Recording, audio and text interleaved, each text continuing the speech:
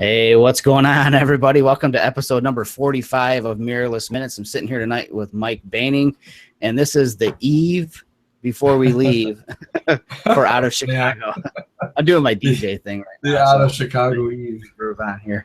But, yeah, so tonight, it's been kind of hectic, fast-paced. Mike and I, like everybody who watches regularly knows, we have a day job, so we had to, do the work thing, then come home, and you see my crap mess back here, so it was probably hell for me to get everything around, but I think we've got everything packed, and I know Mike was smart, took like a half day off of work and came home and probably had a little bit more relaxed pace, but it was a bit more relaxed. But I am wearing, and I know you're not a big baseball fan, but I'm wearing my Chicago Cubs hat today.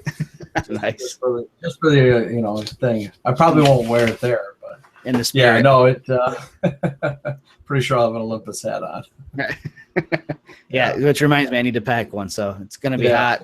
Definitely going to want to keep the sun out of my face probably over the weekend. Yeah, it looks like Saturday is going to be 90 or close to it. Porter. My photo walk on Saturday is in the morning-ish. It's like 9:45 to noon, so it's like 2 hours, 15 minutes. Yeah. Probably 15 minutes to get everybody organized and out of the center and down onto the street, which it's a long process. It can be if you got a big group of people, but luckily it's towards the not the hottest part of the day, so I'm thankful for that. And then but yeah, you get lucky because you and I have one on Saturday night, so you're doing them in the morning and at the night. A lot of walking. Saturday is packed. Your Saturday is packed. My Saturday is a busy day for sure. So Saturday, I guess we could talk about that a little bit, what the agenda is. So you and I are coming into Chicago tomorrow, and we're doing that pre-conference for what reason, Mike? What are we coming in early for? We are going to do a long class, like 4 hours or more, on live composite and how it works from the time you turn on the camera all the way to getting through the picture. And I'm sure we'll cover some processing, maybe not live on the computer, but we'll talk about it. Right. So it is going to be a nuts to bolts thing for sure on live composite. Right. And the cool thing, we originally, I don't remember, I think you probably got the whole ball rolling on this one, but the whole premise of it was going to be that Olympus users, we'd all get together and we go out and do a live comp class, right? Because it is kind of one of those mysterious things, that Olympus cameras do. Nobody quite fully understands what everything means, what the settings are for and when to use them. So Mike thought, damn, we should do a class just on live comp, and get all the Olympus users together. We'll hang out one night, we'll do a little bit of classroom time, do a little bit more street shooting. And what we found out is once the reminder was sent out, letting everybody know, bring your Olympus camera, we're going over the live comp feature, then the email started pouring in. From numerous people, I'm a Fuji user. Should I still come? We're like, well, yeah, you should definitely come. You'll certainly get some good night shots without a doubt. And you'll get to see what live comp is all about. We'll be doing a little bit of blows people away. Oh yeah. It'll do a little evangelizing, but yeah, just watching it happen on the back of the camera is enough to blow people's minds. Right. But we're coming through we love Fuji users because we're coming through for them, right? Yeah. Oh, yeah, totally. Yeah. We will have Olympus cameras for them. And that's the cool thing about this, So those people that are showing up with the Fuji cameras, we're lucky enough to have a couple of cool guys from Olympus, a couple of the reps and sales guys coming in, and they're going to have what we call live drive kits, series of cameras and lenses that they can check out for the day. It'll be cool, It'll be a lot of fun. I'm excited for that. Yeah. A long class, though. It's a long class after we see. So I'm coming over your place about 6, leaving my house at 4:30. It's going to be one long day. Long day. But we pick up an hour, right? Yes, we pick up an hour. And luckily, Friday is pretty much an open day all the way till 5:30 in the evening. Yeah, until we start at night again. We are night owls on this whole thing. Yeah, I'm getting kind of long in the tooth to be doing the whole 2 a.m. rock and roll lifestyle, but we're swinging it this weekend. Yeah, for sure. Yeah, well, Friday. So the keynote speaker is Rick Salmon, which is going to be really cool to see him speak, and then we're doing this. Yeah, exactly. We're doing the photo crawl, and as opposed to a pub crawl, I don't think anybody's going to be getting drunk as they're doing the photography. I think it may You be never after. But there's a few of us. I don't know how many. I didn't look at that whole map, but it's at least 20 plus. Yeah. Photographers all over the city, and everybody after Rick's speech gets to go out and meet the photographers, talk with them, and then go to another one and walk throughout the city that night. So that should be a lot of fun. I think that's a neat idea. I'm really looking forward to that. Yeah. And we're lucky enough to one of our former guests and a person that I've done some workshops with, Derek Story. I'm certain everyone knows Derek Story that watches this show. But we're going to be at the Chicago Theater, a place that I've been there numerous times. I don't even know how to say how many, but it doesn't matter because it's always great. I mean, you could do a photo book and story on just being at that location. The kind of shots you can get there. I'm really looking forward to the photo crawl. Super cool concept. I don't know how they came up with the idea, but it was totally sweet. Because like you said, there's going to be various presenters like you, Derek Story, others situated all over the place. And like you said, you can go from one group to the next, different scenery to shoot, different photographers that you can kind of chat with. And, if you want to talk, photography, you want to look for tips and pointers on how to shoot the location, what have you, it'll be really fun. You know what? And for those going, I think I looked just down the street from us, right on State Street there, just down from the Chicago Theater is Valerie Jardin and Marie Lagneau. Yeah. Which, of course, have been on our show too. So it's sort of like a Mirrorless Minute Street. If you want to stop by, I'm sorry, we're going to proclaim it the Mirrorless Minute Street. There you go. And you can stop by and say hi with all of us. We won't be next to each other, but we'll be around. Right. Sure. So, and then what happened Saturday? Because you have a big bulk Saturday. I just right. So that was Friday. Friday late start. Keynote and then photo crawl. Saturday morning, my day doesn't start until like 9:45. I do a photo walk that's going to run over through Millennium Park. I did the same walk last year, but last year was my first trip to Chicago, so it was like, oh my gosh, I'm overwhelmed. I finally get to see the bean. The cloud gate. I get to shoot that. I mean, totally stoked on that. So to get to go back again this year, I'll be a little less in tourist mode, and an overwhelmed mode, and be able to focus more on, the workshop side of it, and working with people. I mean, I did last year, but this year definitely I'll be able to. I have some vision already for the location. I wasn't even prepared for the venue last year, so this year will be a lot of fun. But after my walk, that wraps up at noon. I've got an hour of downtime until my class starts at 1. I'm doing a 1-hour class from 1 to 2. I call it the Art of the Dramatic Landscape. And if you look at behind me, you can see the pictures that I shoot generally are somewhat dramatic, and the processing techniques that I use to get that look. That's what I'm going to go over. I'm going to go over the techniques that I use, the tools that I use. And the funny thing is I've had a few people say, man, how are you going to do that in an hour? Well, to be honest with you, when you find out like how I do what I do, you're going to wonder, why the hell did you book an hour? And it's seriously, it's really, the technique is so dialed in, it's so streamlined and easy, and anybody can do it that I'm almost wondering, man, what am I going to do? Hopefully people have questions, because my presentation is only going to be about 20 minutes, and I'm going to knock out probably 3 or 4 images, different looks, different images. And if I did them at my pace, they'd be like 4 or 5 minutes per image. I'll slow it down for the class and allow time for questions. But I'm hoping that everybody's excited about it as I am, because it's cool to be able to have a quick technique that gives you really good results really quick. So that's exactly. That's gonna be a cool class. I'm trying to get it on my schedule. So and I know I'm kind of curious as to the head count for that class, because I know I was told a couple of times that the class grew and they moved it to a bigger room. So wow. But after that, the next thing that I do is in the evening, and that's with you. So I'll let you talk about what the evening one is, but I know you've got something before that as well. Yeah. Well, we're gonna go. We're gonna travel again, probably over by Chicago Theater, I think.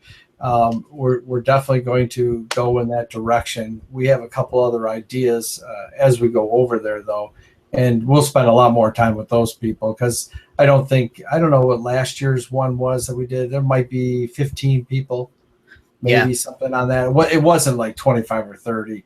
where you might expect this photo crawl. I think people are going to be coming through at all times, but Right. this will be our group, so we'll be able to really get down and really teach and be able to show people how to shoot some of that area.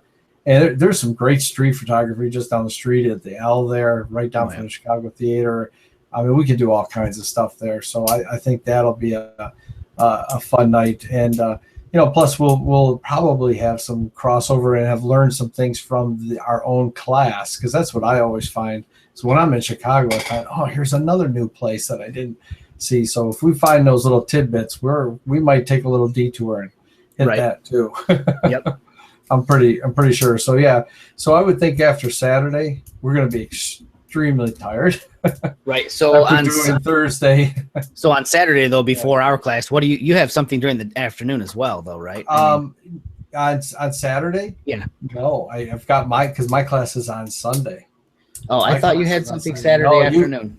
I've got a one-on-one training that I'm doing, but it's went from Saturday to Sunday now. Oh, gotcha. We're going to do it Sunday. But yeah, you were doing a photo walk from 1 to 3:15. Oh, well, yeah, that's true too. I'm sorry. See how much I got planned on Saturday? Maybe I thought my Saturday was a lot lighter. Good thing I made that schedule. I'm going to go out to Wicker Park with Derek's story. There we go. It's going to be calm. This walk, just like yours in the morning, is going to be a little bit more calmer. It's nice street photography walk, and it's I think they call it social walk. Is that what that's exactly what it is. Yeah, social walk. So it's a lot more fun. I mean, certainly we'll be helping anybody that's got questions, right? But it's going to be a lot more about. Hey, it won't be rigid. It'll be educational, but fun. Yeah, and we get to take the L over to Wicker Park, which will be a blast. There's always great shots on the L. Oh yeah. And then Wicker Park is amazing, and hopefully there's some new graffiti there and stuff too, and that'll be a lot of fun. That's when we're breaking out my street kit. Cool. Super light. Yeah, so we're gonna be packed. Yeah, and then Sunday morning. Yeah. We both sit on a panel, and I should probably double check and see what the name of it is, but it's basically the state of mirrorless photography. State of mirrorless, I think. Yeah. So we're gonna sit on that panel. It's gonna be you, Frederick Van Johnson, Ron Pepper. Ron Pepper's there. Is Derek on that one? Okay, so Derek and myself. So we'll sit on that. I've never been on a panel before, so I'm looking forward to this. My wife says, "Are you going to give anybody else an opportunity to talk?" Because I love to talk. So, and especially if it's something that I know about, So I'm looking forward to what kind of questions people in the audience have to ask. I've never done this before, so it's cool. That actually will be cool. I actually worry that an hour isn't even going to touch it. I'm afraid it's probably not if I'm talking. Because I think we're going to get going, and every one of those guys on that panel can talk. Oh yeah, we can talk, man. It'll be they're gonna live it. Everybody, okay, you got 15 minutes to go. It's gonna be like a debate, sort of presidential debate. Right. And then your day's sort of done. Then I'm done. I'm just gonna chill out. I'm gonna hang out. I'm gonna go get a slice of pizza.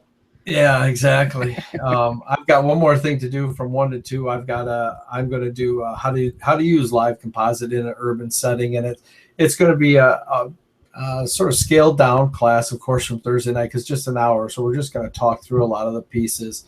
And it doesn't matter what kind of camera you're shooting in this one, because we won't actually be using cameras.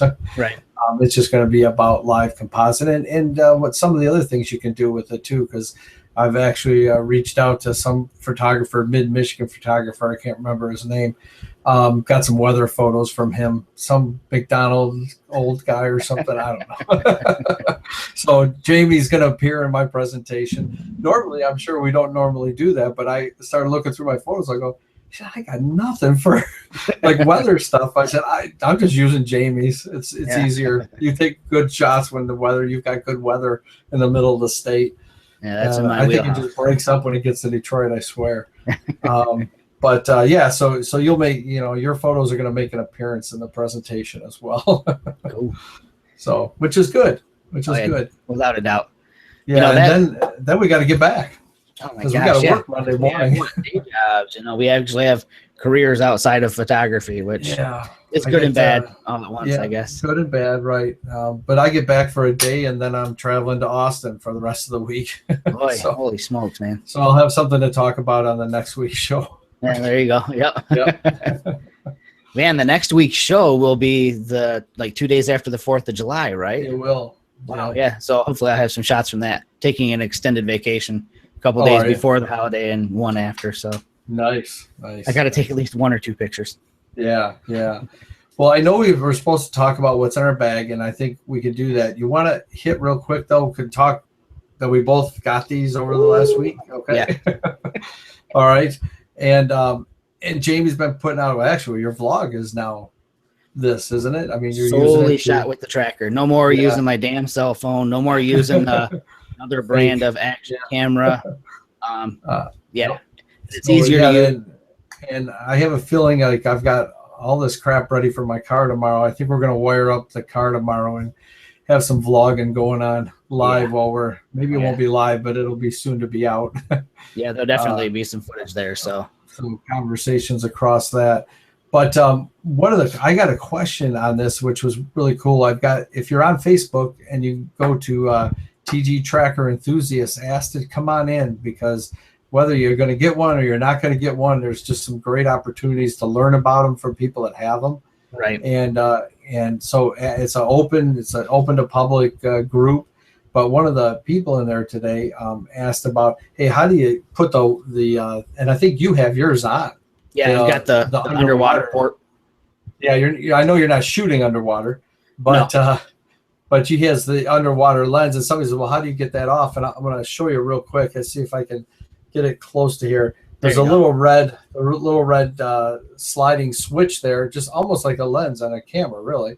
You pull that back and you spin it, and just like that. And if I could get my hands, I don't know why they're greasy. There they go. That's the actual lens right there. This is just the cover. And then what Jamie's got on is that piece right there, if that makes sense. And that just cuts your field of view down. And I've been watching your vlog stuff, and it does look a little better. Oh, heck yeah, without a doubt. Yeah. Thing. A 204-degree field of view with the other cover, with the other port on it, it's cool. It's got its places, but holding it in front of your face, talking to it is not one of those places. No, for the action stuff, because I haven't released any of it yet, but I shot a bunch on my last bike ride, and that wide view is awesome. Oh, yeah, totally. Awesome. Because you're just picking up so many things, your peripheral's great.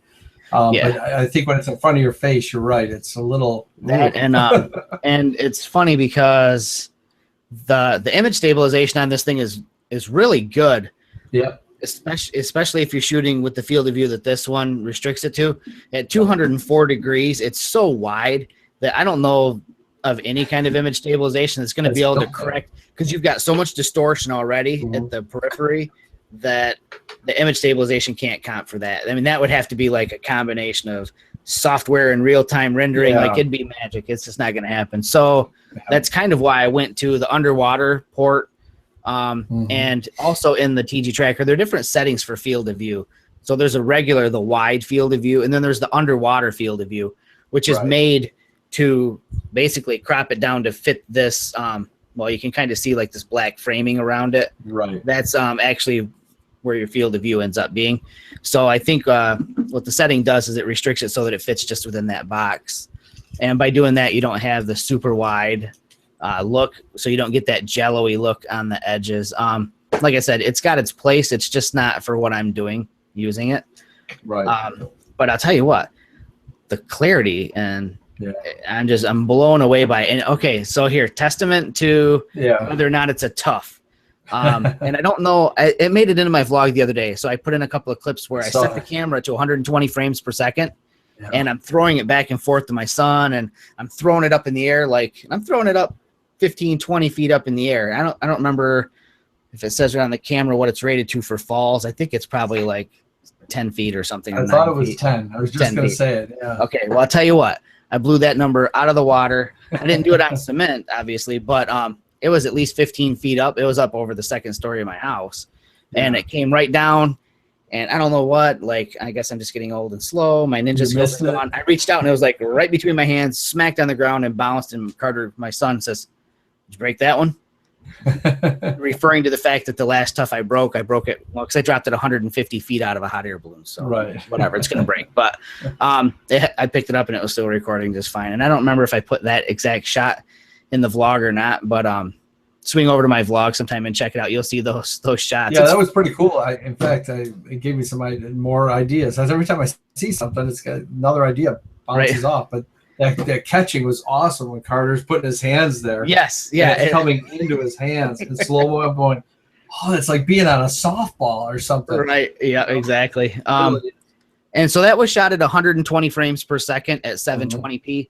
I was under the misconception because I'm not a read the manual guy. I'm one of those idiots that thinks they just figure it all out on their own.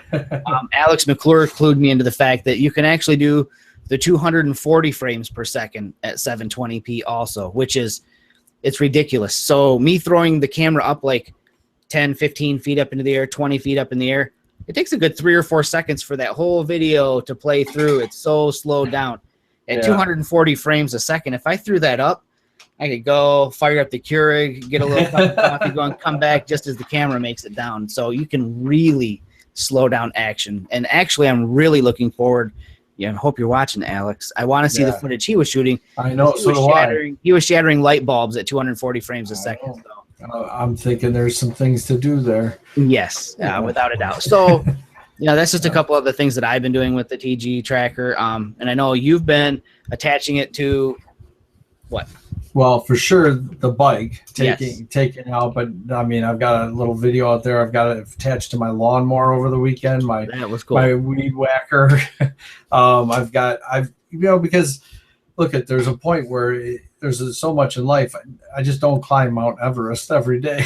Right? Yeah, we're not all adventurers. I used to race motocross. I'm going to say it. I did, but I highly doubt that I'm going to grab on a motorcycle and do that any longer. I used to race motorcycles, but hey, there's things to do, and I've got and that's what I'm looking for is around the house. I'm trying to think of what would a regular guy just do with this crazy thing.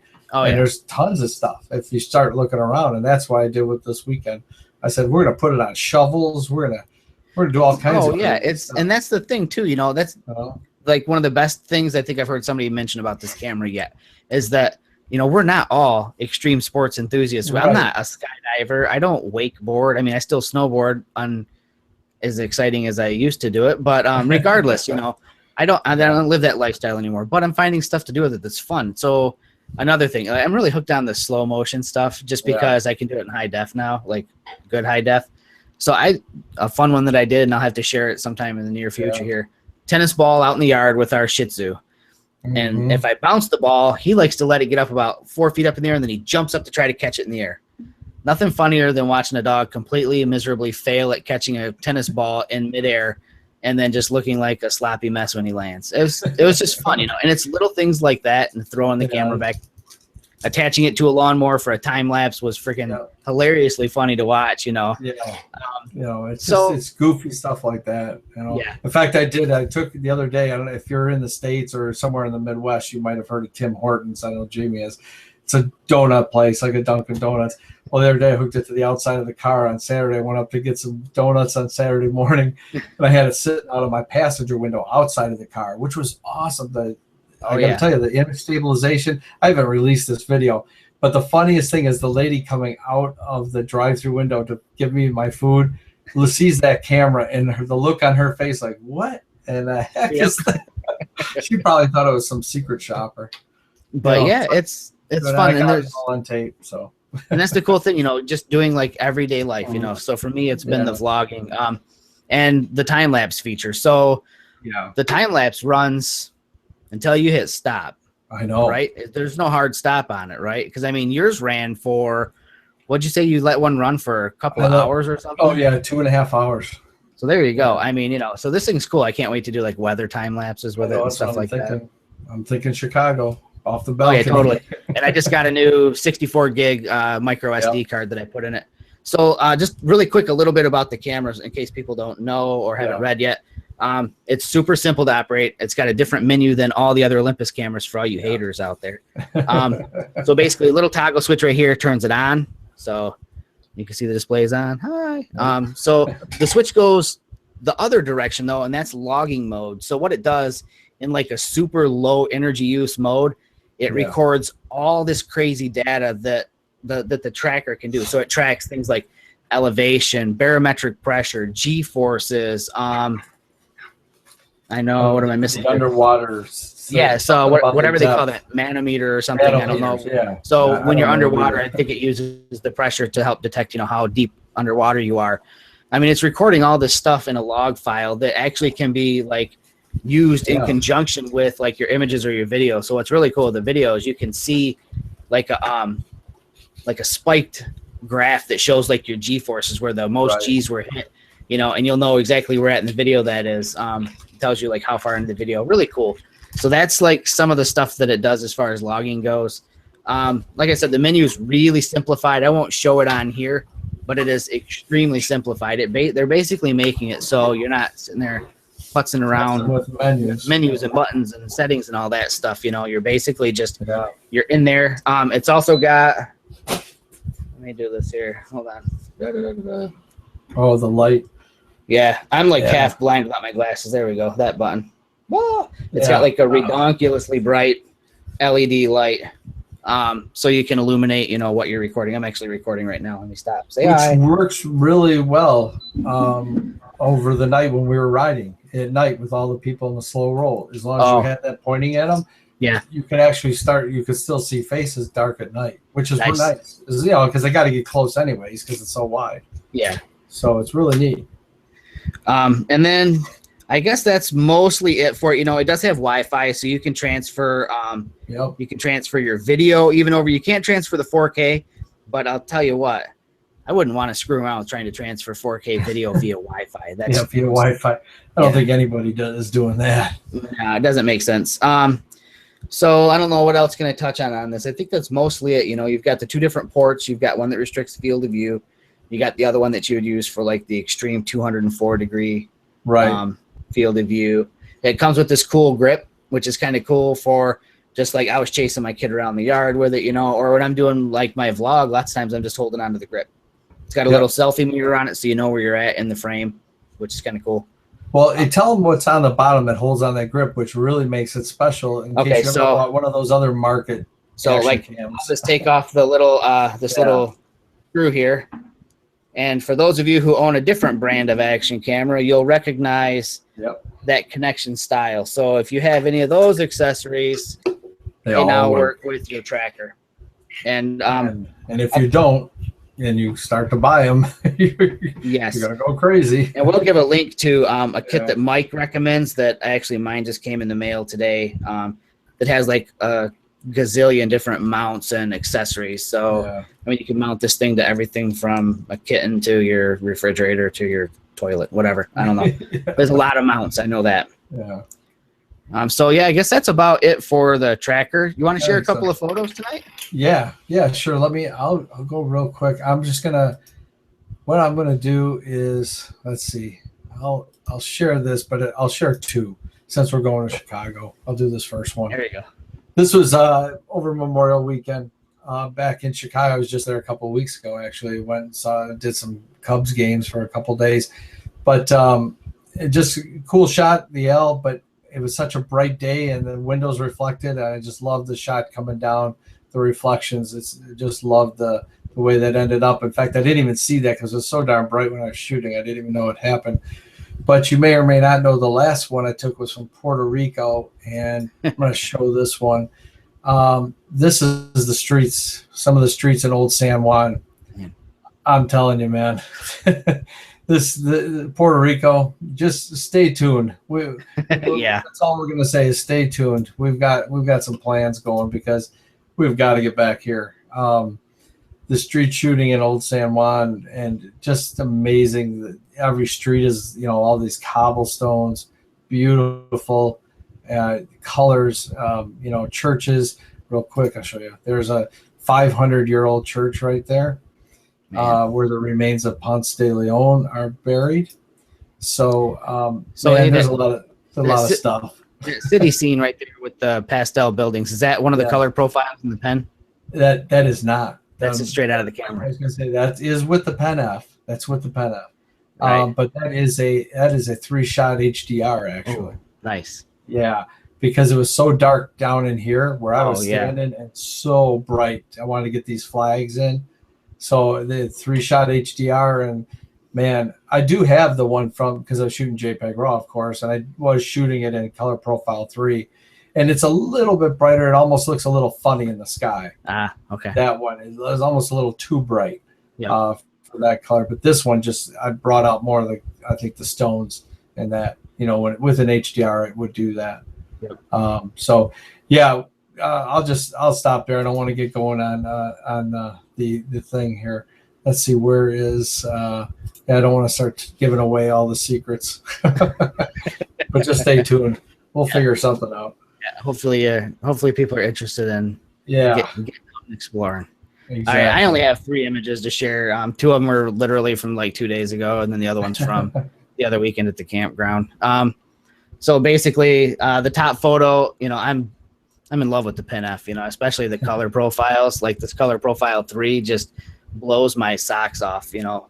So this is at the campground where we have a seasonal site at, and they've got this little laundromat, and it looks so kitschy and like 70s. It's funky painted, and it just screams, turn on the color profile number 3. So that's basically what this is. They're all, it's a triptych, you know. I did this in Photoshop, put them all together in one shot. But it's with the 17 millimeter f1.8, and I don't know. There's just something about it. I don't know what it is with this series of photos taken in this place, but I'm just really digging on them. Then the next one is from like a couple of nights ago. It was so weird. I left the house to go pick up my son at about 9 o'clock. I was going to make him walk home from his friend's house, decided, well, I'll be the nice dad. I'll go pick him up. And I leave. I always have a camera, of course. I leave the house, get up to the main street in my town, and as I look south, for traffic so I can get onto the main street, I noticed this enormous cloud on the horizon. I mean, just ridiculously huge. And, well, the first thing on my mouth was, oh my God. And then I thought, do I just make Mason walk home and I turn around and go back and get a different camera? Or do I go pick up my son? I thought, okay, I'll be the good dad. Dang it. And then so I go pick up Mason and drive back home. Don't even park the car. It's staying running in the middle of the street, run upstairs, and I grab the EM1 with the 40 to 150. And I wanted the 40 to 150 because I wanted to be able to make the clouds big. You know, if I shot wide, then they would just look like a little cloud way off in the distance. So chose the 40 to 150, drove off into the countryside to get these shots. And I was out there for about an hour shooting. None of the lightning ever left the cloud and went to the ground. It all stayed contained in the cloud. But this was all happening at sunset, so the clouds were lit up like orange and pink, and it was just phenomenal. So that's just one shot. It's actually pulled from a time lapse, so I had the time lapse set at every second because I was determined to get lightning without cloud movement. So my exposure time was like a third of a second to a half a second, somewhere around there. But every second, you know, it would shoot a shot, and I got 50 or 60 shots with lightning in it, but this was just one. Hard to make out, but in the lower left corner, you can see the roof of a house down here. Or down here, sorry, I had the mouse in the wrong spot. But the cool thing about this was I thought that this was about 20 miles away and over the town of Jackson where I work. And after doing some research, I thought that it was 40 miles away, and come to find out that it was 90 miles away from me. 90 miles. So if it looks that big and it's 90 miles away, it's pretty damn big. And then the last one is not going to be great for a screen share because, well, it's a pano, and, well, I'm restricted to this little window, but this is 12 shots stitched together. So if you were to view it full size, it's like, it's not a gigapan picture, but it's pretty damn big. And in the left-hand side of the shot, we've got the, what was that, the strawberry moon the other night that was out, you know, and I didn't have the foresight to actually continue further higher up and get the top of the cloud as well, so you can see where it capped out. But you can see the width of this is just enormous. It was just fun to get out and shoot some weather, and crazy enough, we might have that situation tonight here. Everybody that's in Chicago, I'm going to be interested to talk to some of them tomorrow and find out what they saw today, because actually I've got the radar up behind me right now, and just to the southwest of Chicago, there are big storms, and it looks like a tornado warning just dropped off that was up a minute ago. So yeah, hopefully everybody, all of our friends in Chicago are doing good. Hopefully some of them are high enough up in buildings to shoot to the southwest and get some cool photos. Yeah. So what was that? I got to ask you on that shot from the laundromat. you had the magazine opened up to Taking Back Detroit. Yes. Were they talking about the slow roll? I see a guy on a bike. Yes, that's exactly what it is. It's an article about the slow roll. And you know what I did? Oh, that's cool. I, of course, looked through it and thought, shit, that would be cool if Mike was in here, but you weren't in this one. But no, I looked. That's funny. No, and that's the only reason that is opened up to that is because it's sitting in a laundromat. Sitting in a laundromat on the west side of the state. Right. In a campground. Cool. Yep, Cool. Very cool. So I guess right. We smoked do you up. Want to talk about what we're bringing? I think we could do it pretty quick. Oh, geez. Yeah, I forgot about that. We were going to do a what's in our bag. Holy smokes. I forgot what's in my bag. No, I know. I remember.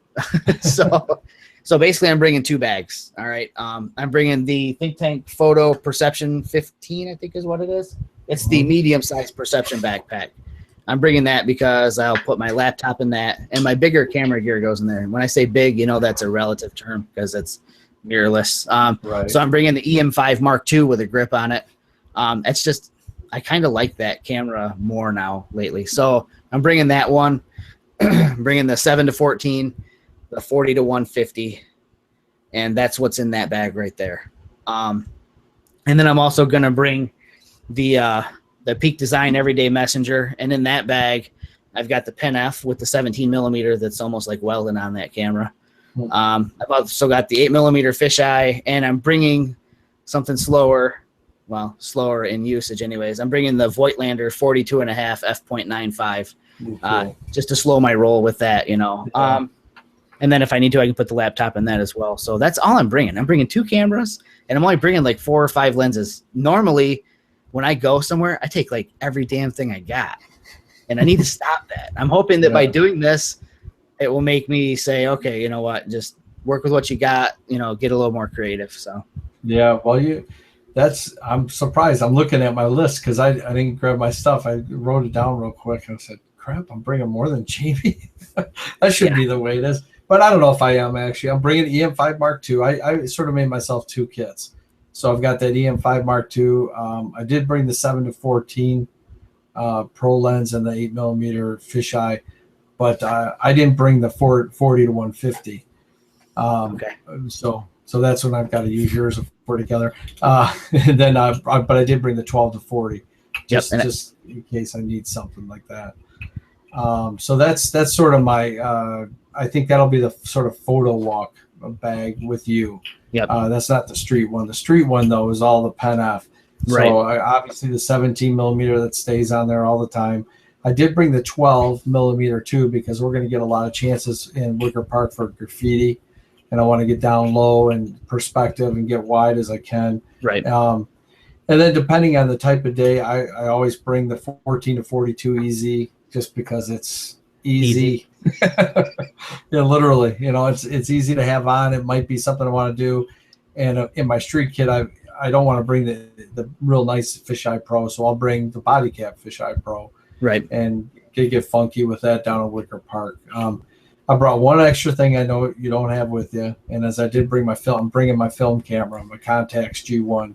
I've got an OM1 up there I can bring. Yeah, I'm bringing that because I definitely want to shoot some film, and if I'm with Derek Story, we're shooting film. I'm positive we're going to anyways.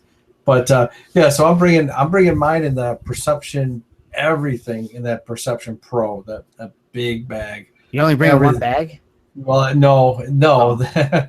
Then I threw in my briefcase or in my big suitcase the $10 Cooper Slim. Yep. One that'll be one that we go out walking, and then for the street shooting, I just bring a $10 bag that it's just really just the holder. Yeah. And just a real like a vinyl thing. I mean, it's very small. It'll hold the pen and the 17 and the 12, and that's it. Yep.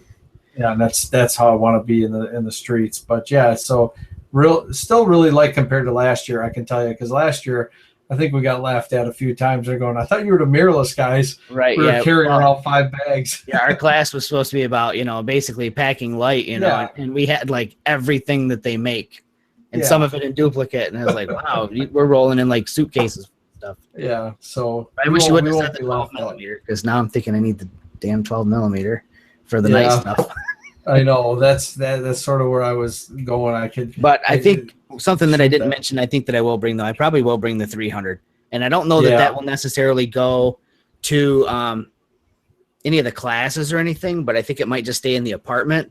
So hopefully we don't get burgled by me saying that. But but I think, and the only reason I want to bring that is because I think we're positioned in the apartment where we can see the Willis Tower, right? Is that what it is? So I'm thinking maybe some like extreme close-ups of that from 2 miles away. Yeah, you don't get many chances, and there's a rooftop thing on that apartment too. Yeah. So we really should. That's good idea. I think to bring that.